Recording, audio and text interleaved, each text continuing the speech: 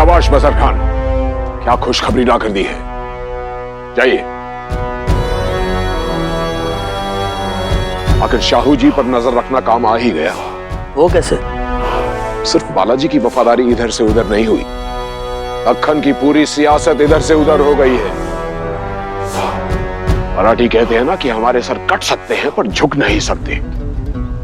अब देखना, सर कटेंगे भी और झुकेंगे भी। तारा रानी साहब, अब आपका सर झुकेगा और बालाजी और उसके घर वालों के सर कटेंगे। मजा आएगा। कौन है तू? किधर जा रहा है? वो मैं बादशाह कमबख्श के सामने जाना चाहता हूँ। तो तू हुजूर की खिदमत में पेश होना चाहता है। क्या करेगा वहां जाकर? चुटकुले सुनाऊंगा। चुटकुला सुनाएगा?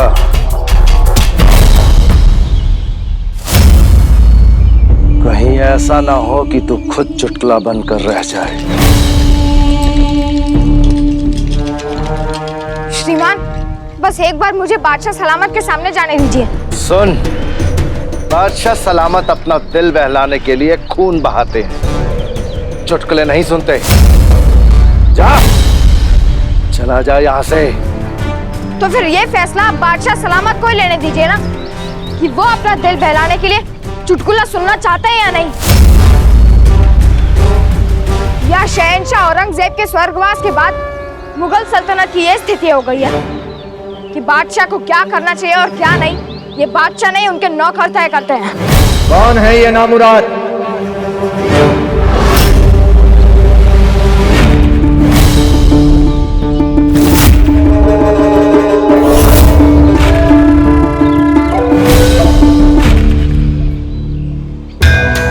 सब कुछ गलत हो रहा है राजे।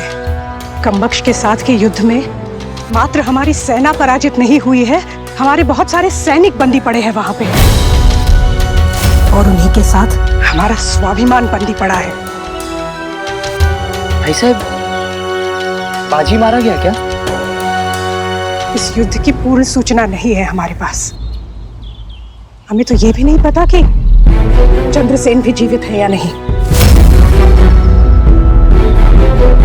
हमने अपने सबसे खास गुप्तचरों को वहां भेजा है।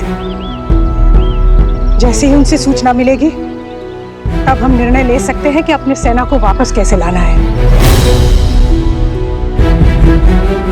जब ये संकट समाप्त होगा ना, तब हम मां तुलजा भवानी के मंदिर में जाएंगे और उनके कृपा की प्रार्थना करेंगे। चलिए।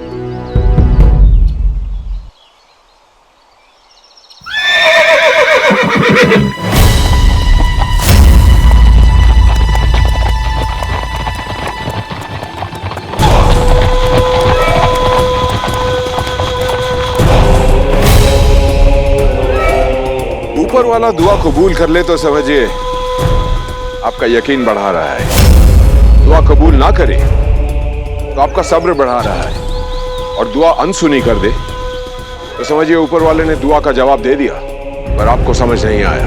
और आप समझते हैं कि हमारी दुआओं का जवाब आप हैं? माशा अल्लाह।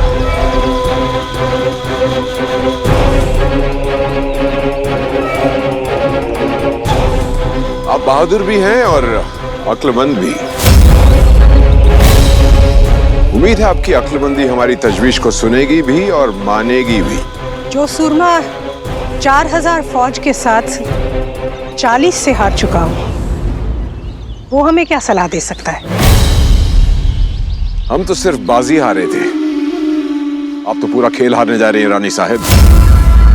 आपका सबसे तेज प्यादा बालाजी अभी बिसात में तो है, पर अब चाल आपकी तरफ से नहीं शाहू जी की तरफ से चल रहा है। बालाजी अकेला शाहू जी की तरफ नहीं गया, प्यादा अपने साथ वजीर को भी ले गया है। दाना जी। जी हाँ, आपका वफादार दाना जी और उनका वफादार बालाजी दोनों गद्दारी कर गए। शाहू जी अब खैरियत में हैं और लंबकिनी के रास्ते में है। कोल्हापुर। जी हाँ, उनका रास्ता जरूर लंबकिनी से निकलता है, पर उनकी आखिरी मंजिल सतारा का तख्त ही है।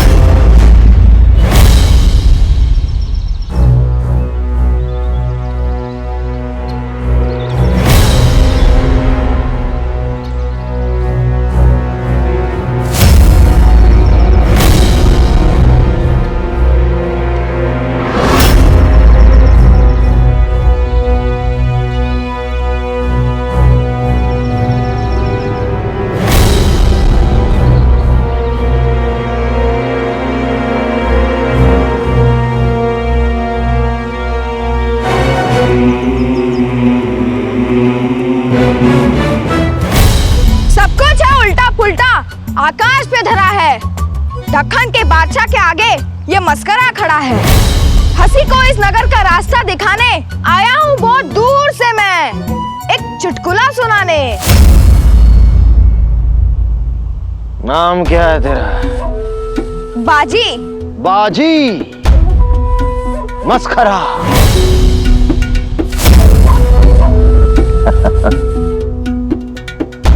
तू मस्खरा है तो लगता क्यों नहीं?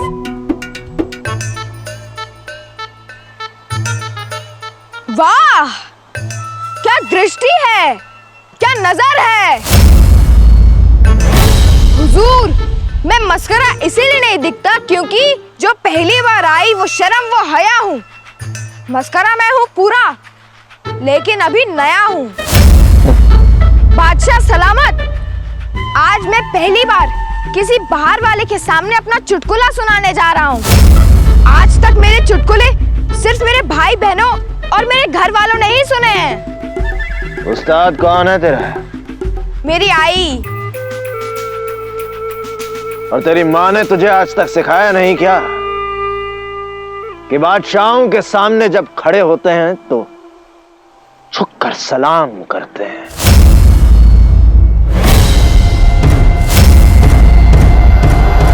मराठी का सर कट सकता है, झुक नहीं सकता। ये सूचना देकर आपने हमें प्रसन्नता दी है, क्योंकि अब सिद्ध हो चुका है कि औरंगजेब के जाने के बाद आप पागल हो गए हैं और दिन में सपने देखते हैं। धाना जी इस मराठी साम्राज्य की जड़ है, और जड़ हमेशा अपने पेड़ के साथ ही जीती है और उसी के साथ मर जाती है, पर अपने पेड़ को कभी छोड़ती नहीं। हम मराठी हैं, मुगल नहीं। किसी पराये के कहने पर अपनों पर विश्वास करना नहीं छोड़ते हैं। इस वक्त आप मंदिर के सामने खड़े हैं, इसीलिए अभी तक जीवित है खान साहब। इससे पहले कि हम मंदिर की मर्यादा भूल जाए, चले जाइए यहाँ से। हम तो यहाँ राजे को तख्त पे बैठाए रहने की तजवीज लेकर आए थे, पर आपने हमारी तौहीन की है। याद रखिए, आज कुआं खुद चलकर प्यासे के पास आया है, पर अब प्यासा कुएं को ढूंढता निकलेगा, और ये हमारा दावा है।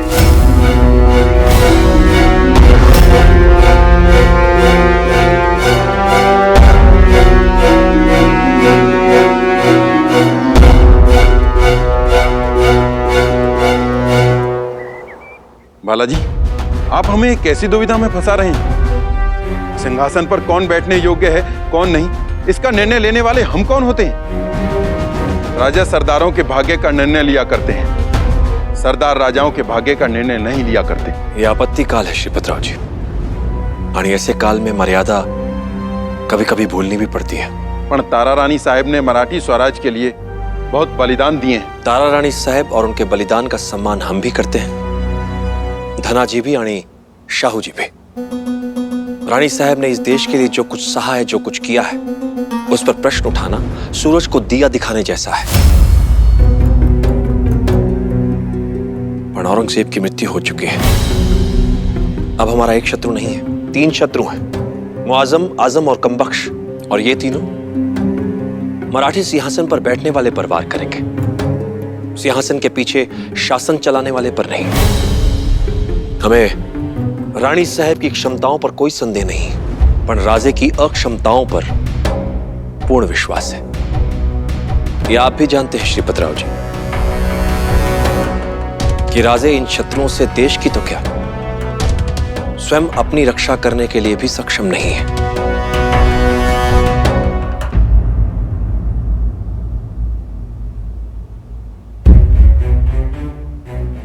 श्रीपतराव जी,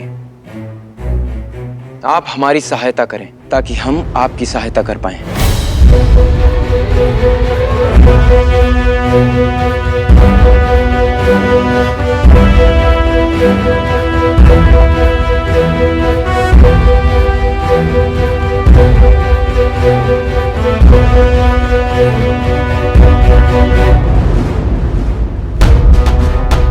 पर हमारे पास राजे के विरुद्ध सैनिक अभियान में सहायता करने योग्य सेना नहीं है। हम मात्र आपको रहने का स्थान दे सकते हैं और कुछ नहीं। ठीक है, आप बस अधिक से अधिक मराठी सरदारों को एकत्रित करें। इससे पहले कि राजे को हमारे सकुशल होने का और सिंहासन की तरफ बढ़ने के इरादों का पता चले, हमें अपने समर्थक ढूंढने होंगे।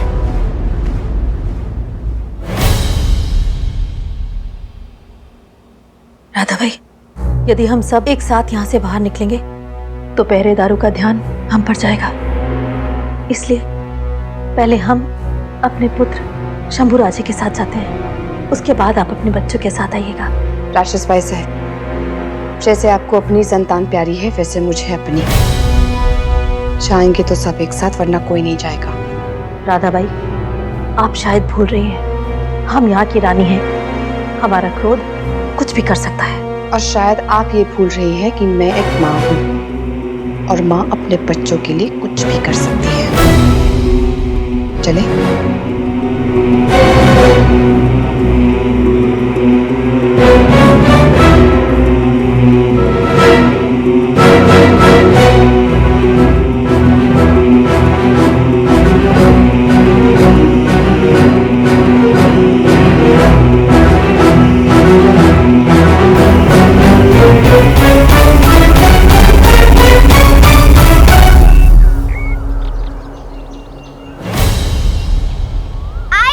हाँ,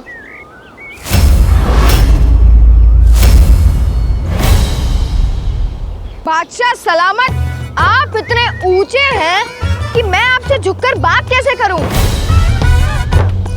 बोलो, ऐसी मूर्खता की मैं शुरुआत करूं कैसे? आसमां के सूरज से मैं झुककर बात करूं कैसे? झुककर तो चिड़ियों से बात करते हैं बादशाह सलामत। ज्ञान, विद्या और वीरता के पर्वत से नहीं।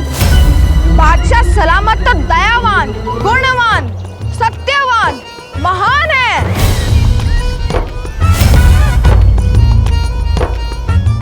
ये बाजी को हो क्या है?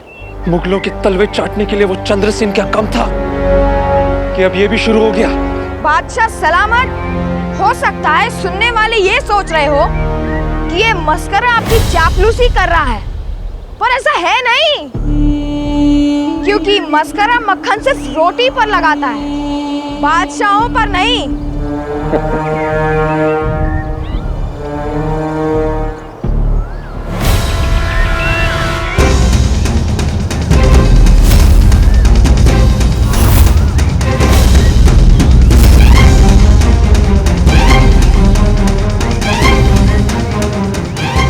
आपने क्या सोचा था राजेश भाई साहब? आप एक सीधी साधी औरत को मोहरा बनाकर उससे सुरंग खुदवाकर यहाँ से निकल जाएंगी और हमें सूचना भी नहीं मिलेगी? आप हमारी सहपत्नी हैं, फिर भी नहीं जानती कि हम कौन हैं? दोबारा ऐसी भूल मत कीजिएगा, क्योंकि हम मात्र पहला अपराध क्षमा करते हैं। दूसरी बार हम भूल जाएंगे कि आपसे हमारा कोई रिश्ता भी है।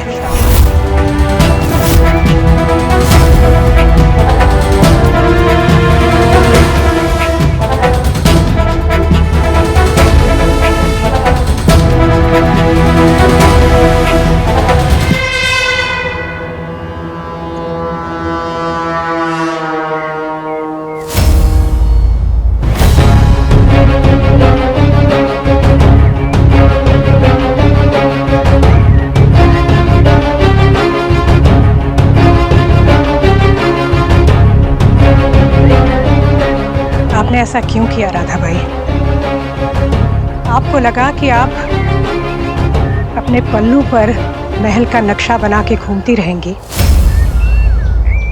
और हमें पता नहीं चलेगा?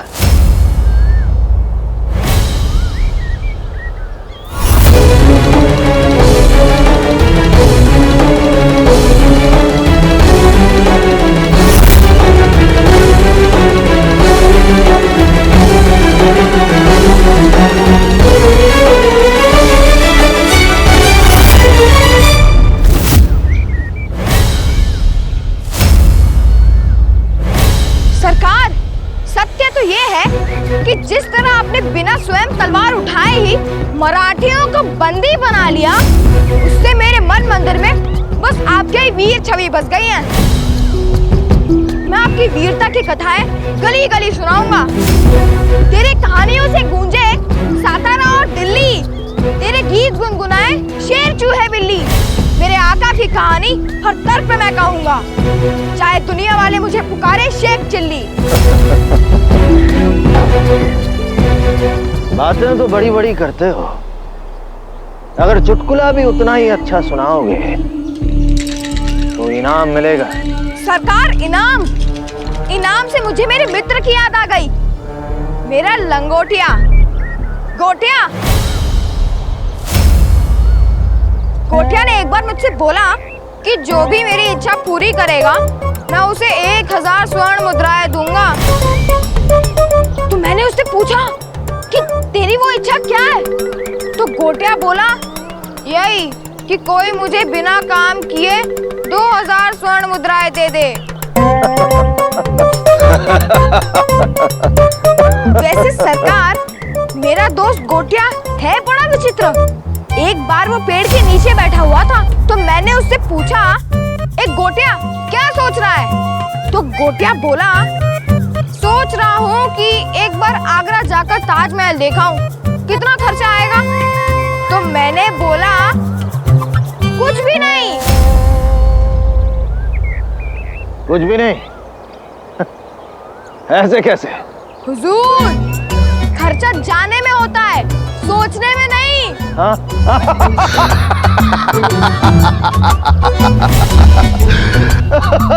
सोचने? वैसे सोच भी बड़ी अद्भुत चीज है श्रीमान।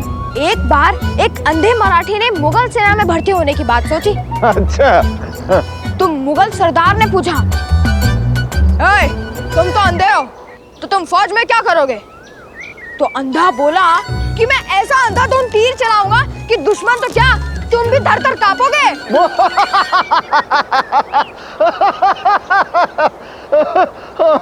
और मल्हार, बाजी जो चुटकुले सुनाकर आखिर करना क्या चाहता है? बाजी की बुद्धि में कब क्या आ जाए ये कौन कह सकता है।